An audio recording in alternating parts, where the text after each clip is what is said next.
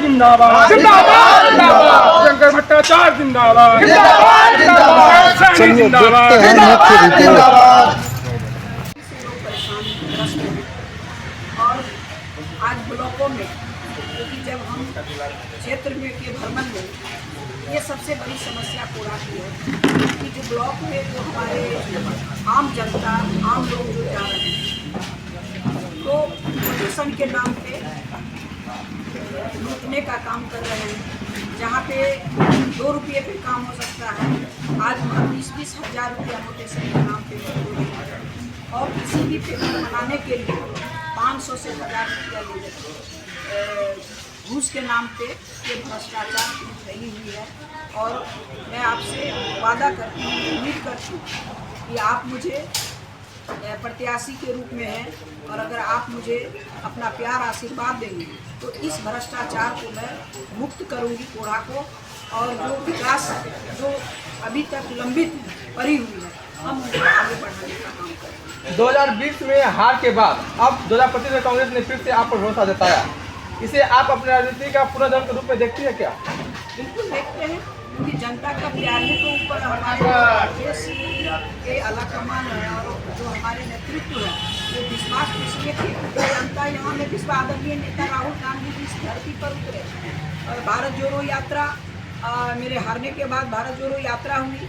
उनके बाद अभी जो SI वोटर की लिस्ट के नाम पे आदरणीय नेता राहुल गांधी जी और हमारे तेजस्वी जी जो इस धरती पर आने का काम किए, जनता का जो जनसैलाब है, उसी के जनसैलाब को देखते हुए हमें प्रतिनिधित्व करने का फिर से कांग्रेस पार्टी ने मौका, महागठबंधन ने मुझे मौका दिया।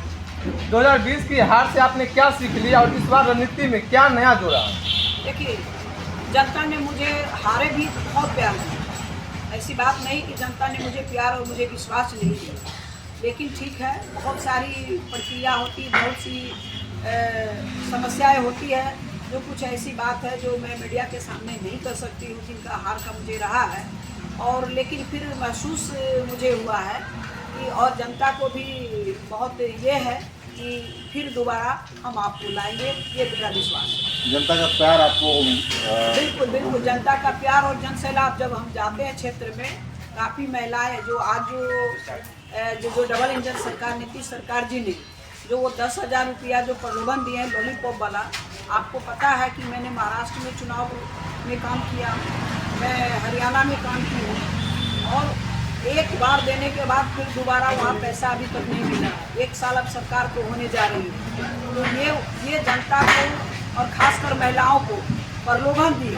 और इस प्रलोभन में ये भी कहा गया है कि हम आपको लोन के रूप में दे रहे हैं।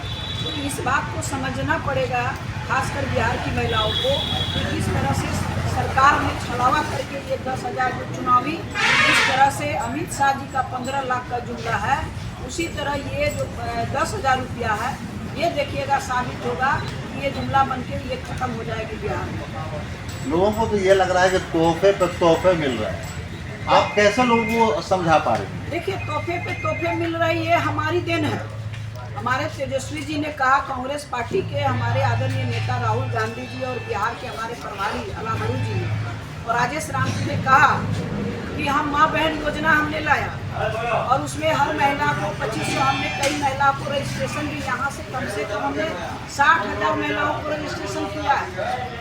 तो आप समझ लीजिए कि मेरे द्वारा जो इतनी महिलाएं का जो रजिस्ट्रेशन हुआ है इस जिले के अंदर में, हमने किया में, तो आप समझिए महिलाओं ने भरोसा जताया, तभी कितनी महिलाएं ने हमारे रजिस्ट्रेशन किया।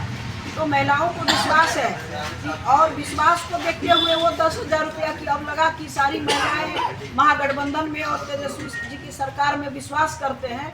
तो हम महिलाओं को उन्होंने मेरे करने के बाद उन्होंने प्रलोभन दिया। आदरणीय नेता, आपने देखा होगा कि तेजस्वी जी ने कहा कि हम हर जो पेंशनधारी है, जो वृद्धा पेंशन है, उनको हम लोग 1500 रुपया देंगे। वो अनाप शनाप में 1100, लेकिन हम 1500 उनको देंगे तो देंगे। ये हमारी जो मैनिफेस्टो है, उस मैनिफेस्टो में हमारा है, और हम उसको करेंगे। हमने जो कहा वो सरकार ने किया, हमारी बातों पर किया। इसीलिए ये समझ चुका है कि जनता हम पे विश्वास करने जा रही है। वो कोशिश किए हैं कि हम इस चीज़ को करें, लेकिन जनता समझ चुकी है कि ये हमारी जो महागठबंधन के जो हमारे नेता है, उनकी देन। SIR के खिलाफ राहुल जी यहाँ लगातार रहे अभियान में, हमें लगता है कि शायद पहली बार वो कहीं पे रहे होंगे, उसका कितना अंतर आया उनके यहाँ? देखिए, अंतर तो बहुत आया, क्योंकि हमने खुद इस चीज़ को मैंने देखा कि बहुत एक घर में आप समझ जाइए कि 250 वोटर निकला, जो जीवित था वो मृत निकला। और उसके बाद आपको पता है कि यहाँ का जो कुछ जो सिस्टम का जो हिस्सा था वोटर लिस्ट का, वो लोगों ने नाम चढ़ा मिलना पसंद नहीं पाई। क्या कहते चुनाव आयोग ने, क्या आपको एक रसीद दिया जाएगा, आपको एक रसीद दिया, क्या आज तक आप पता कीजिए किसी को रसीद मिला, किसी को क्यों नहीं मिला? अब जब तक रसीद नहीं मिलेगा तो कैसे पता चलता कि हमने वोटर लिस्ट में नाम मेरा चढ़ा है, हम दिए हैं? अगर नहीं चढ़ेगा तो वो कैसे वेरीफाई करेगा कि हमने दिया और हमारा छूट गया? कोई प्रमाण पत्र नहीं दिया गया। अगर आज आदरणीय नेता राहुल गांधी जी, तेजस्वी जी, मुकेश सहनी जी और IV गुप्ता जी जो अगर इस यात्रा में नहीं जाते तो आप ये बात समझ लीजिए कि काफ़ी लोगों का नाम उड़ा दिया था इस सरकार ने। और चुनाव आयोग ने साफ तौर पे कहा, पार्टी के जो हमारे जो मिलने गए चुनाव आयोग से, कि नहीं हम इतना नाम काटेंगे तो काटेंगे। और इस चुनाव आयोग के ही कहने के बाद ही हमारी यात्रा शुरू हुई और लोगों को विश्वास हुआ महागठबंधन और आदरणीय नेता राहुल गांधी जी से। और आप देखेंगे कि कई लोगों का नाम कटा हुआ लोगों को फिर जोड़ा गया। ये भी बताया जा रहा था कि कटिहार में, पूर्णिया में, किशनगंज में बांग्लादेशी हैं बहुत ज़्यादा, रोहिंग्या हैं, कुछ ऐसा हुआ क्या यहाँ? आप एक बात को आश्चर्य होता है, भाजपा के लोगों और बड़ा नेता खासकर जो प्रधानमंत्री इस तरह का भाषा का प्रयोग कर रहे हैं, ये शर्मनाक है। इसलिए शर्मनाक बातें हैं। आप हमारा थाना प्रभारी और बोले कि थाना में चोरी हो रहा है, आप समझिए। तो आप थाना प्रभारी यानी निकम्मा थाना प्रभारी है जो आप थाना को नहीं बचा पा रहे हैं। ठीक इसी प्रकार प्रधानमंत्री जी अगर इस बात को कह रहे हैं बांग्लादेशी, अमित शाह जी, उनके होम मिनिस्ट्री उनके पास है। और ये जब झारखंड में भी हम चुनाव में काम किए हैं, हम स्क्रीनिंग कमेटी का मेंबर रहे हैं, वहाँ भी इन्होंने बांग्लादेशी का उपयोग किया। क्या झारखंड में भी एक भी बांग्लादेशी मिला? और आज चुनाव है, अगर अमित शाह जी क्यों नहीं कहते प्रधानमंत्री जी कि आपके पास होम मिनिस्ट्री है, कितने बांग्लादेशी है, आप उनका सूची जारी कीजिए ना, कितने बांग्लादेशी बिहार में हैं। आप चुनाव आते तो बांग्लादेशी हो जाते हैं, पाकिस्तान हो जाते हैं, हिंदुस्तान की बात करते हैं, और जब चुनाव खत्म हो जाते हैं तो आपके पास कोई मुद्दा नहीं रहता। तो ये मुद्दा जो है भटकाने का काम कर रहे हैं। हमारे पास तो सरकार नहीं है, आप केंद्र में है, आप राज्य में है, कहाँ बांग्लादेशी? आप उसको सार्वजनिक करिए, आपको बोलने से क्या होगा? महागठबंधन के जो दूसरे साथी हैं उनका कैसा सहयोग है? पूरा सहयोग देखिए, महागठबंधन से हमारे बैठे हुए हैं, हमारे अध्यक्ष RJD से हैं और दीपक दास जी हैं, यहाँ पे माले से हमारे नरेश ऋषि जी बैठे हुए हमारे पार्टी के हैं। इस बार एकजुट होकर लड़ रहे हैं जी, पूरे एकजुट होकर हम लोग यहाँ पे चुनाव लड़ रहे हैं और पूरे एक दूसरे को हम लोग सहयोग कर रहे हैं। हम भी हमारे जहाँ पर भी बन पा रहे हैं, हमारा जो सहयोगी है, क्योंकि हमारे सारे संगठन के जो भी परिवार रिश्तेदार जहाँ भी है, सब लोग एक दूसरे को सहयोग कर रहे हैं। अब महागठबंधन की लहर पूरे बिहार में चल रही है। कटिहार में हम 7 के 7 सीट जीतने जा रहे हैं। कोरहा विधानसभा SC सीट, दलित समुदाय और SC वर्ग से सशक्तिकरण के लिए आप कौन से नए कार्यक्रम लाने की योजना बनाए? देखिए, दलित की जहाँ तक बात है, मैं भी एक दलित परिवार से आती हूँ और बहुत निम्न परिवार से, बहुत बड़े परिवार से मैं नहीं हूँ। राजनीति मैं जीरो से शुरुआत, मेरी राजनीति जीवन 25 साल की हो चुकी है, मेरी राजनीति रही है। लेकिन मैंने जो जिस तरह से भारतीय जनता पार्टी के लोग कहते हैं कि दलित के हम बहुत शुभचिंतक हैं, हमारे जो बड़े नेता बन रहे हैं चिराग पासवान जी, जब दलित की बात आती है तो वो कभी मैंने खड़ा दलित के पीछे मैंने नहीं देखा कि दलित के आगे खड़े रहते हैं। वोट की तो राजनीति कर लेते हैं दलितों के नाम पे, लेकिन आज दलित के आरक्षण खतरे में है।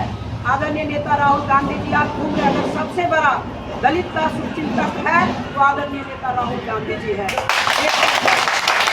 देश के अंदर में राहुल गांधी जी नहीं रहते तो आज हम लोगों के दलित को बहुत बुरा हाल हो। आज आप देख रहे हैं जिस तरह से दलितों की हत्या हो रही है, दलितों की बच्चियों के साथ बलात्कार हो रही है।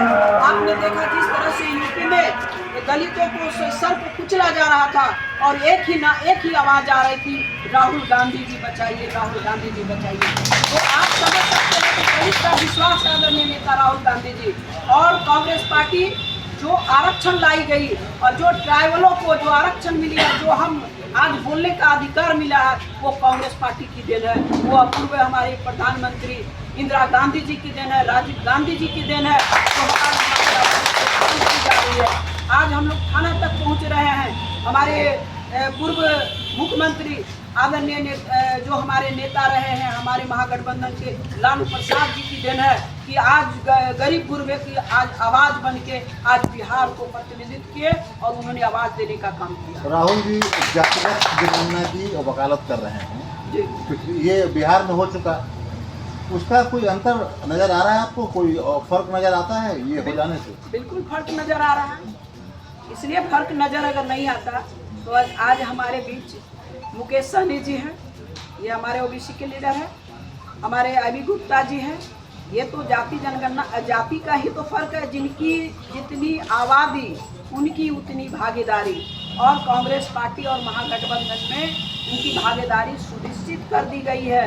अगर सुनिश्चित नहीं कर दी गई होती तो आज मैंने कहा एक दलित परिवार से, बहुत निम्न परिवार से हूँ और कांग्रेस पार्टी ने मुझे AICC जो सेक्रेटरी बनाई गई और मुझे राजस्थान का प्रभार बनाया गया, ये जाति ही की विशेष अधिकार पर हमें यहाँ पे लाया गया और उन्होंने रखा गया।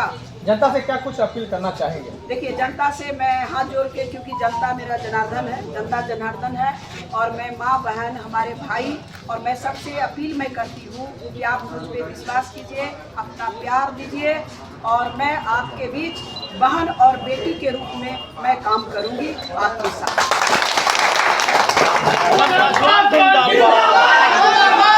पासवान जिंदाबाद, महागठबंधन जिंदाबाद, केसरी जिंदाबाद, राहुल गांधी जिंदाबाद, प्रियंका गांधी जिंदाबाद, तेजस्वी यादव जिंदाबाद। नमस्कार।